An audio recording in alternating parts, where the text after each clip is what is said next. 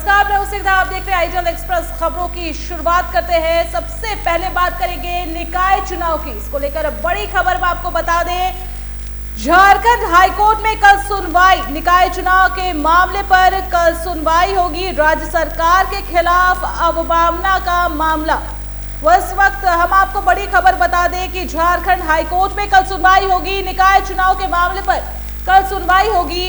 राज्य सरकार के खिलाफ अवमानना का मामला। इसी खबर पर हमारे साथ हमारे editor in chief Rakesh Kumar जुड़ चुके हैं। हम उनसे सीधे बात करेंगे।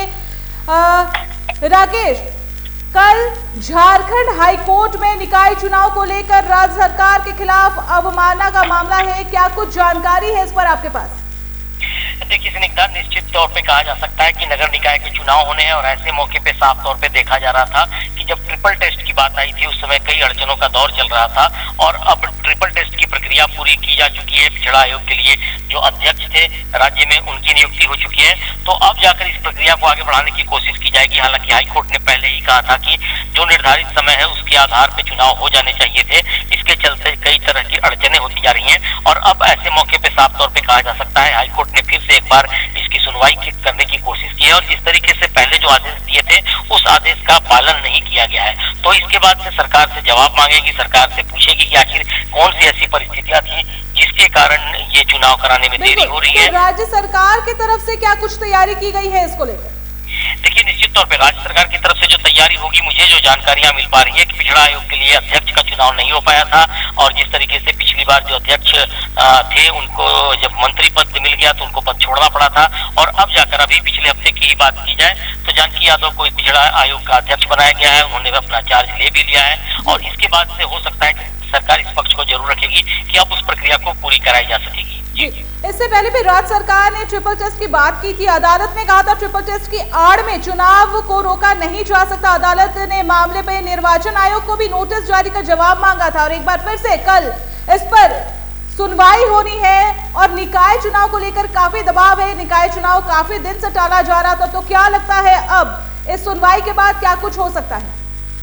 देखिए स्निग्धा, ये लंबी प्रक्रिया है। खास करके ट्रिपल टेस्ट की बात आई थी उस समय कहा जा रहा था कि ट्रिपल टेस्ट जरूर कराए जाने चाहिए थे। हालांकि बाद में जब अड़चनें ज्यादा बढ़ गई तब जाकर हाईकोर्ट ने कहा था कि इसे बिना ट्रिपल टेस्ट के भी इसका चुनाव कराया जा सकता है और इसकी प्रक्रिया पूरी कराई जा सकती है। लेकिन सरकार ने पहल कर दी थी पहले और उस समय हाईकोर्ट में अपना जवाब जरूर दिया था। लेकिन अब हाईकोर्ट की तरफ से निश्चित तौर पर सख्ती बरतने की बात कही जा रही है और हो सकता है 12 हफ्ते में चुनाव कराने की बात कही गई थी। इससे पहले जब फरवरी महीने में सुनवाई हुई थी तब 12 हफ्ते में चुनाव कराने की बात कही गई थी। देखिए निश्चित तौर पे एक तो निर्धारित समय जो था वो जरूर रखा गया था, लेकिन जो प्रक्रिया चल रही थी उसमें अड़चनें आ रही थी और साफ तौर पे देखा जा रहा था कि राज्य में कई राजनीतिक दल के लोग इस बात की मांग कर रहे थे कि आखिर ट्रिपल टेस्ट कराने में क्या अड़चनें आ रही हैं, किस तरीके से हो सकता है। और इसके बाद से जब ट्रिपल टेस्ट की प्रक्रिया शुरू हुई तो उस समय भी काफी विवाद हुआ क्योंकि कई ऐसी चीजें हुई जो सर्वे का काम था वो फोन के माध्यम से, मोबाइल के माध्यम से करने की बात आ रही थी। तो कई तरह की अड़चनें दिखाई पड़ रही थी, कई जगहों पे विरोधाभास था और राजनीतिक दल के लोगों ने इसका विरोध किया था। तो अब जाकर हाईकोर्ट ने पहले ही जो दिशा निर्देश दिए गए थे उसकी तरफ से फिर से एक बार पहल की जा रही है कि आखिर क्या कुछ कारण है जो ट्रिपल टेस्ट कराने में देरी हो रही है और साफ तौर पर सरकार को इसका जवाब देना पड़ेगा। जी आपका बहुत बहुत शुक्रिया तमाम जानकारियों के लिए। तो आपको बता दें इस वक्त की बड़ी खबर, झारखंड हाईकोर्ट में कल सुनवाई। निकाय चुनाव के मामले पर कल सुनवाई होगी। राज्य सरकार के खिलाफ अवमानना का मामला है। इससे पहले भी सुनवाई हो चुकी है और कोर्ट ने 12 हफ्ते में चुनाव कराने की बात कही गई थी। राज्य सरकार की तरफ से भी तैयारी की गई है इसको लेकर। कल इसको लेकर सुनवाई होगी।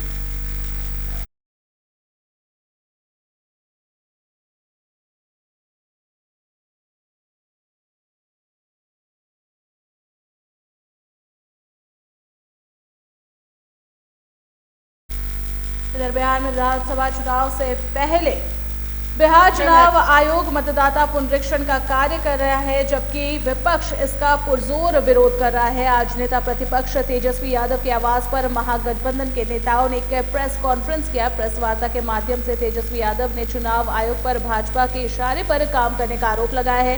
तेजस्वी ने कहा है कि कांग्रेस अध्यक्ष खड़गे के आवास पर 19 जुलाई को दिल्ली में बड़ी बैठक होने वाली है। उसमें हम शामिल होंगे और निर्णय लिया जाएगा कि आगे की लड़ाई किस तरह से हम लोग लड़ेंगे। साथ ही उन्होंने आरोप लगाया है कि चुनाव आयोग बीजेपी का प्रकोष्ठ बन गया है। सबसे ईमानदार इलेक्शन कमीशन और ज्ञानेश गुप्ता है। ये बेईमानी हो रही है। लोगों के अधिकार को नहीं, उसके अस्तित्व को ये लोग छीनना चाह रहे हैं। ये केवल अधिकार ही नहीं। अब सोचिए, पता चलेगा आप वहां नहीं रहते हैं, आ जाए वोटर लिस्ट से नाम कट जाए तो आपका अस्तित्व ही खत्म हो गया। बचा क्या फिर इस लोकतंत्र में? तो ये बहुत ही खतरनाक डिजाइन है और ये पहले से ही जो है सिस्टमैटिक डिजाइन पूर्व निर्धारित अमित शाह जी, मोदी जी के इशारे पर इलेक्शन कमीशन जो है कर रहा है। अब कोई शक नहीं रह गया। और आश्चर्य की बात है, ये आंकड़े कहां से आ रहे हैं भाई इलेक्शन कमीशन के पास कि 35 लाख जो है नाम कटेंगे। एक हफ्ता बाकी है, प्रोसेस में ऑनगोइंग है, अभी तक पूरा डिटेल नहीं आया है और आप पहले से ही प्रोपेगेंडा आप सेट करना चाहते हैं लोगों को दिखाने के लिए कि भाई डुप्लीकेट थे, बाहर रह रहे थे, फर्जी थे, विदेशी थे, इस वजह से उनका नाम जो है काट दिया जाएगा। ये एक प्लेटफॉर्म जो है तैयार किया जा रहा है। बिहार के डिप्टी सीएम सम्राट चौधरी ने प्रेस वार्ता की, जिसमें उन्होंने बिहार के बिजली उपभोक्ताओं के लिए मुख्यमंत्री उपभोक्ता सहायता योजना की शुरुआत की है, जिसके तहत 125 यूनिट मुफ्त बिजली दी जाएगी। वहीं इस दौरान उन्होंने नेता प्रतिपक्ष तेजस्वी यादव को बचवा बताते हुए निशाना साधा। उन्होंने कहा कि हमने बिहार में बिजली फ्री कर दिया है और आरजेडी वाले घोषणा पत्र बना ही रहे हैं। उनके लिए आज एक स्वर्णिम दिवस भी है जब बिहार के मुख्यमंत्री नीतीश कुमार जी ने घोषणा किया कि 125 यूनिट तक हम 100% अनुदान देंगे। लेकिन इसके साथ साथ हम अगले 3 वर्षों में हम लोगों ने लक्ष्य रखा है 10,000 मेगावाट प्रधानमंत्री नरेंद्र मोदी जी के द्वारा पीएम सूर्य घर योजना चलाया जा रहा है, जिसमें भारत सरकार के द्वारा 50% का अनुदान दिया जा रहा है और बिहार सरकार इसको अगले 3 साल में लक्ष्य रखेगी कि सभी हाउस होल्ड जो इसका लाभ लेंगे उनको अलग से अनुदान भी बिहार सरकार भी देगी बाद के दिनों में। लेकिन हमारा लक्ष्य कि अगले 3 वर्षों में 10,000 मेगावाट बिजली का उत्पादन पीएम सूर्य घर योजना के माध्यम से सभी के घरों पर 1 किलोवाट का सोलर संयंत्र लगाने का काम सभी लोगों को करना भी है, जिससे कि 3 वर्षों तक तो हम ये लक्ष्य रखे हैं। लेकिन उनके जीवन में अगले 25 वर्षों तक एक बार सोलर यूनिट यदि उन्होंने लगा लिया तो सरकार के बाद भी उनको 25 वर्ष तक मुफ्त बिजली मिलती रहेगी। इसलिए अनुदान ये पूर्ण रूप से अनुदान है, सब्सिडी है। सब्सिडी के माध्यम से जो बिहार के गरीब हैं उनको इसका लाभ मिलेगा और उनको ये पूर्ण रूप से एक व्यवस्था खड़ा करने का मौका मिला है। बिहार की सरकार नीतीश कुमार जी की नेतृत्व वाली एनडीए सरकार ने दिया है, जिससे कि बिजली 125 यूनिट तक 100% अनुदान बिहार सरकार देगी, सब्सिडी देगी, जिससे कि उनके जीवन में खुशियां आ सकती।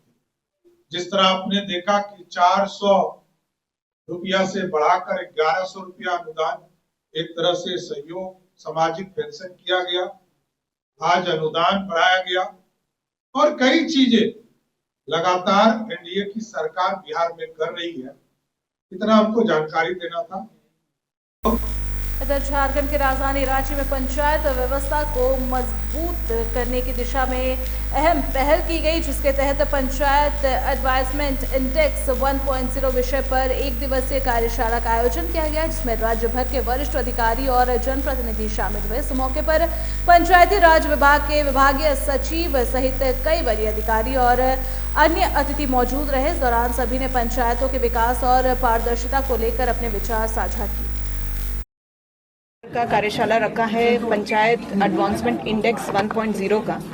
ये 2022-23 का जो हमारे पंचायतों में कार्य किया गया है, विकास से जुड़े हुए जो योजनाएं हैं, उसके जो आंकड़े हैं, उसका इंडाइसेस को जो भारत सरकार का पोर्टल है उसमें एंट्री किया जाता है। इसमें महत्वपूर्ण बात यह है कि जितने भी विकास के योजनाएं हैं उनको 9 मेजर थीम्स में बांटा गया है।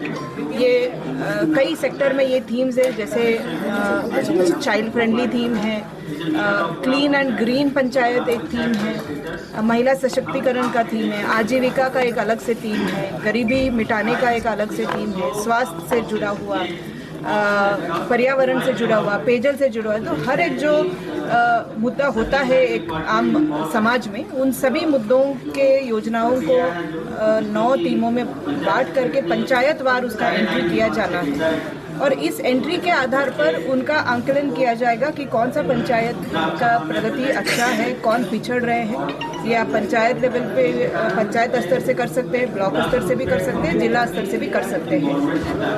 और क्योंकि इसमें कई सारे अन्य विभागों का भी योजनाएं जुड़े हैं, तो पंचायत, ब्लॉक और स्टेट लेवल पे इन सभी विभागों के साथ बैठ करके हम लोग ये आंकड़ों को फ्रीज करते हैं। उनको भी दिखाया जाता है कि ये जो आंकड़ा हम लोग चढ़ा रहे हैं उस पर्टिकुलर योजना का, उस पंचायत का, वो सही है कि नहीं। ये सारा होने के बाद इसका एक रैंकिंग निकलता है, कौन सा पंचायत किस थीम में आगे है, कौन सा पंचायत पीछे है, कौन सा ब्लॉक आगे है, कौन सा पीछे है। तो आप देख सकते हैं कि कुछ पंचायतों में अच्छा कार्य हुआ है जो इस एडवांसमेंट इंडेक्स में दिख रहा है। उनको आज सम्मानित किया गया है, पुरस्कृत किया गया है, क्योंकि इसमें काफ़ी मेहनत लगता है, डेटा एंट्री का काम, कई सारे टीमों का और प्लस संबंधित विभाग से उस डेटा को लेकर के चढ़ाने में ये लोग ने अच्छा काम किया है। इनको आज पुरस्कृत किया गया है और आशा है कि इसको देखते हुए जो हमारे अन्य पंचायत स्तर के कर्मी हैं, ब्लॉक स्तर के कर्मी हैं, चाहे वो चुने हुए निर्वाचित हमारे प्रतिनिधि होंगे या सरकारी कर्मी या पदाधिकारी होंगे, वो इससे मोटिवेट होंगे कि उनका भी पंचायत इन सभी स्कीमों में अच्छा कार्य करे, उसका आंकड़ों को वो चढ़ाए हमारे पोर्टल पे और उस पंचायत का जो विकास का गति है वो और तीव्र तरीके से आगे ले जाए। इराक के अलकुट शहर के हाइपर मार्केट में भीषण आग लगने का मामला सामने आया है। इस हादसे में 60 लोगों की दर्दनाक मौत हो गई है। अलकुट शहर में एक 5 मंजिला इमारत में रात में आग लग गई और दूर दूर तक लपटें दिखाई दे रही थी। हालांकि फायर ब्रिगेड लगातार आग पर काबू पाने की कोशिश में जुटा रहा। सोशल मीडिया पर इमारत पर आग लगने की घटना का वीडियो वायरल हो गया। समाचार एजेंसी INA की रिपोर्ट के अनुसार आग लगने का कारण अभी तक पता नहीं चल पाया है। अलकुट के गवर्नर ने कहा है कि जांच के शुरुआती नतीजे 48 घंटे के भीतर घोषित कर दिए जाएंगे।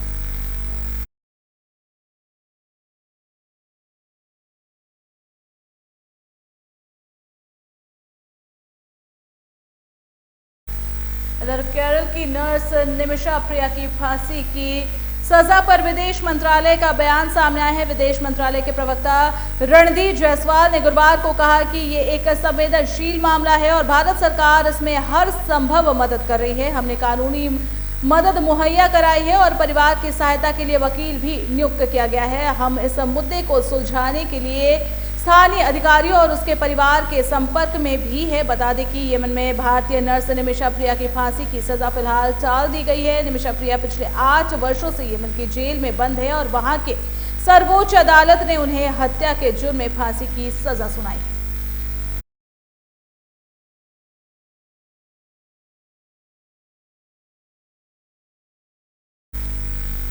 और इस बुलेटिन में इतना ही। बने रहिए आईजल एक्सप्रेस के साथ, दीजिए इजाजत, नमस्कार।